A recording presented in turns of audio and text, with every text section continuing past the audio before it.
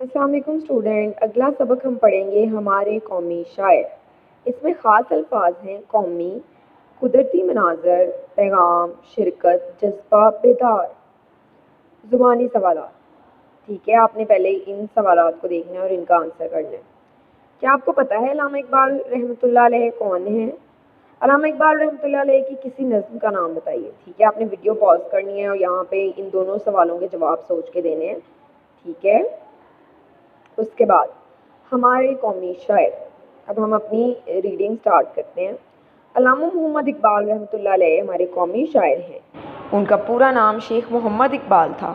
وہ 9 نومبر 1877 کو سیالکوٹ میں پیدا ہوئے۔ ٹھیک ہے، اب ہم اردو پڑھ رہے ہیں تو ہم نے اردو میں ہی گنتی پڑھنی ہے۔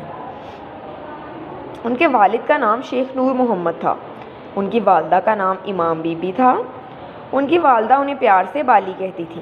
یہ دیکھیں علامہ اقبال کی تصویر بنی ہوئی ہے، لب پہ آتی ہے دعا بن کے تمنا میری، زندگی شمع کی صورت ہو خدایا میری۔ یہ ایک بچے کی فریاد جو نظم تھی وہاں سے لی گئی ہے، اور نیچے جو تصویر ہے یہاں پہ تو ان کی والدین کے ساتھ ان کی پکچر شو کی گئی ہے، اور ان کی والدہ انہیں کہہ رہی ہیں میرا پیارا بالی، کیونکہ وہ انہیں پیار سے کیا کہتی تھی؟ بالی، اقبال سے بالی۔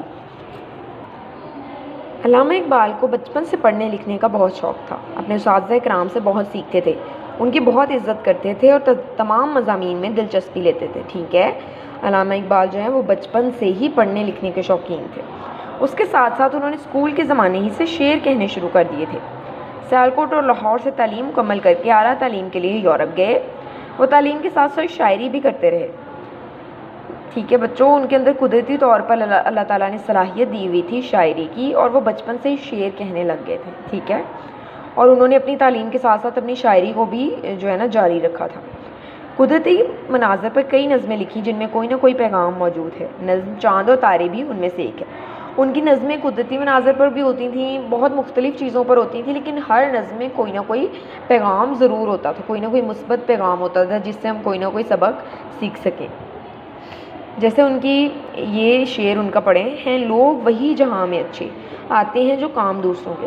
اب اس میں علامہ اقبال ایمپتھی کا، کائنڈنس کا، ہمدردی کا درس دے رہے ہیں۔ ٹھیک ہے، کہ وہی لوگ اس دنیا میں اچھے ہوتے ہیں جو دوسروں کے کام آتے ہیں، جو دوسروں کی مدد کرتے ہیں۔ ٹھیک ہے، اپنے کام تو ہم ہر کوئی کر سکتا ہے، ایسے ہی ہے نا بچوں، تو اچھے لوگ وہی ہوتے ہیں جو دوسروں کی بھی ہیلپ کرتے ہیں، جو دوسروں کی بھی مدد کرتے ہیں ان کی ضرورت کے وقت۔ علامہ اقبال نے اردو اور فارسی زبانوں میں شاعری کی ہے، انہیں شاعر مشرق کہا جاتا ہے۔ ان کی اردو شاعری کے 4 مجموعے ہیں۔ بچوں کے لیے لکھی ہوئی مشہور نظمیں یہ ہیں: پہاڑ اور گلہری، مکڑا اور مکھی، ہمدردی، بچے کی دعا اور پرندے کی فریاد۔ ٹھیک ہے، ایک مرتبہ کسی ملاقاتی نے علامہ اقبال سے سوال کیا کہ آپ نے بہت سی کتابیں پڑھی ہیں، ان میں بہت بہترین کتاب کون سی ہے؟ اس پر آپ نے سوال کرنے والے سے کہا ذرا ٹھہرو، ابھی آتا ہوں۔ آپ تھوڑی دیر میں واپس کمرے میں تشریف لائے اور ایک کتاب اس شخص کے ہاتھوں پر رکھتے ہوئے کہا یہ قرآن مجید۔ اب بچوں، دنیا میں بہت ساری کتابیں ہیں، لیکن سب سے بہترین کتاب جو ہے وہ کون سی ہے؟ علامہ اقبال نے ہمیں بتا دیا ہے وہ کون سی ہے، قرآن مجید۔ علامہ اقبال نے قائد اعظم رحمۃ اللہ علیہ کے ساتھ مل کر پاکستان بنانے کی جدوجہد میں عملی طور پر حصہ لیا۔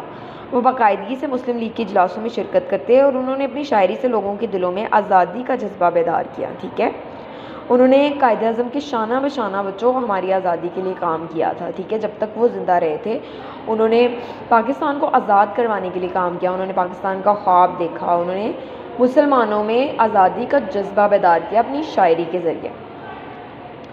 انہوں نے 21 اپریل 1938 کو وفات پائی، ان کا مزار لاہور میں۔ ٹھیک ہے، یہ دیکھیے پکچر میں آپ کو شو ہو رہا ہوگا، آل انڈیا مسلم لیگ کا 25واں اجلاس ہے اور اس میں وہ خطاب کر رہے ہیں۔ ٹھیک ہے، یہاں پہ ان کے مزار کی تصویر ہے جو کہ لاہور میں بادشاہی مسجد کے پاس ہے، اور یہاں پہ ان کے بکس کی جو ہیں تصاویر ہیں، بال جبریل، بانگ دراز، ضرب کلیم اور ارمغان حجاز۔ ٹھیک ہے، تو آپ نے بھی کوشش کرنی ہے کہ علامہ اقبال کی جو بچوں کے لیے لکھی گئی نظمیں ہیں وہ پڑھیں، انٹرنیٹ سے نکال کے، یا آپ کے پاس کوئی بک ہے تو اس سے پڑھیں اور ان کو سمجھنے کی کوشش کریں، ان کے اندر جو پیغام ہے اس کو سمجھنے کی کوشش کریں، پھر آپ لوگوں نے مجھے بتانا ہے۔ ٹھیک ہے۔